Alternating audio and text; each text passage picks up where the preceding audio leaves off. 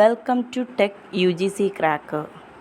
പല ആൾക്കാർക്കും ഡൗട്ടാണ് യു ജി സി നെറ്റ് എന്തിനാണ് നടത്തുന്നത്, യു ജി സി നെറ്റ് എപ്പോഴാണ് നടത്തുന്നത്, ഇത് കിട്ടുന്നത് കൊണ്ട് എന്താണ് യൂസ് എന്നുള്ളതിലൊക്കെ പലർക്കും ഡൗട്ടാണ്. നമ്മൾ ഈ വീഡിയോയിൽ ഡിസ്കസ് ചെയ്യുന്നത് യു ജി സി നെറ്റിനെ കുറിച്ചാണ്.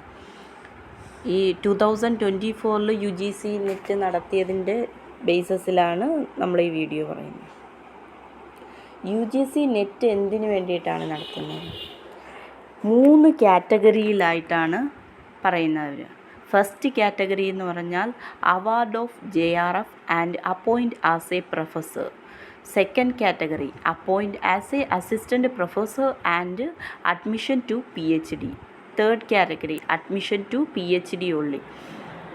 നമ്മൾ JRF വേണ്ടിയിട്ടാണ് എഴുതുന്നതെങ്കിൽ JRFും അതായത് റിസർച്ച് ഫെലോഷിപ്പും കിട്ടും, അസിസ്റ്റൻ്റ് പ്രൊഫസറിനും ക്വാളിഫൈ ആകും, PhD അഡ്മിഷനും കിട്ടും.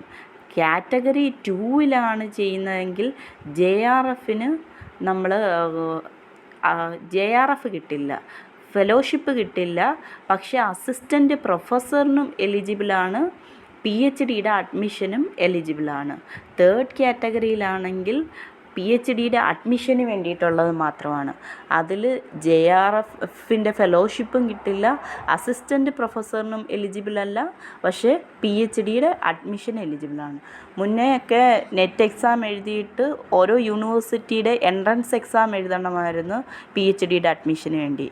ഇപ്പം നെറ്റ് എക്സാം എഴുതിയാൽ മാത്രം മതി PhD അഡ്മിഷന് വേണ്ടിയിട്ട്, പിന്നെ അതിൻ്റെ ഇൻ്റർവ്യൂ അറ്റൻഡ് ചെയ്യണം.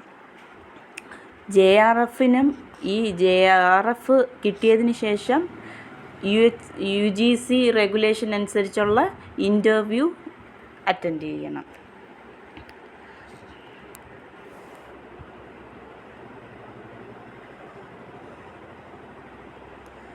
ഇത് ഒരു കൊല്ലത്തിൽ 2 വട്ടം നടക്കും.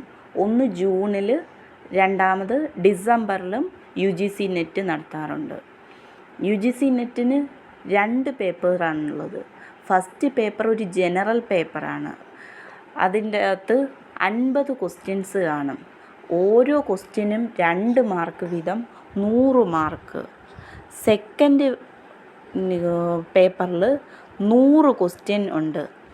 അതിൽ ഓരോ ക്വസ്റ്റ്യനും 2 മാർക്ക് വീതം 200 mark. Total 300 മാർക്കിനാണ് UGC net conduct ചെയ്യുന്നത്. ഫസ്റ്റ് പേപ്പറിൽ ടീച്ചിങ് ആപ്റ്റിറ്റ്യൂഡ്, ലോജിക്ക്, അതുപോലുള്ള ബേസിക് ആയിട്ടുള്ള കാര്യങ്ങൾ.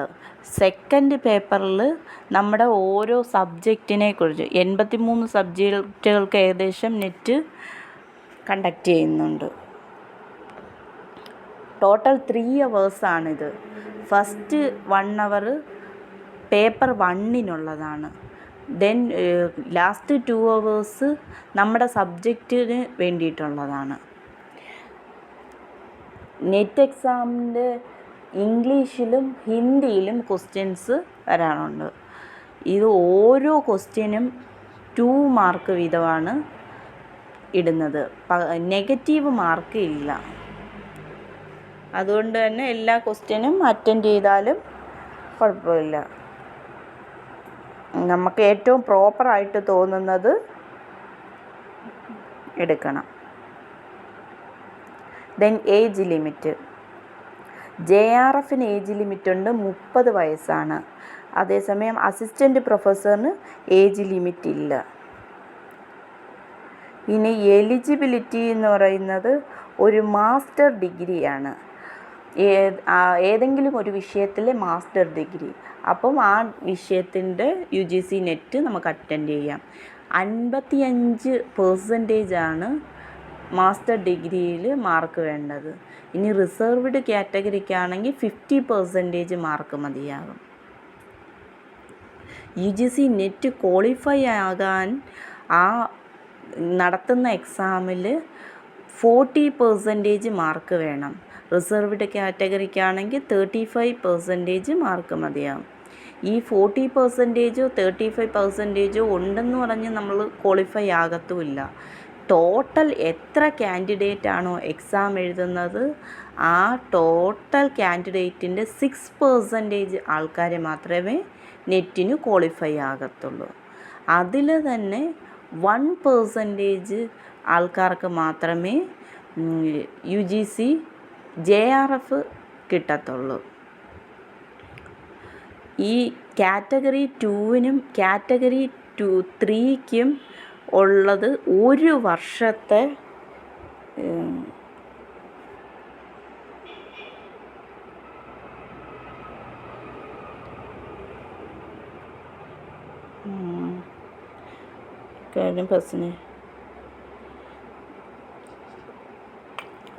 Category 2 and 3 will be valid for a period of 1 year from the date of declaration of the result of UGC NET.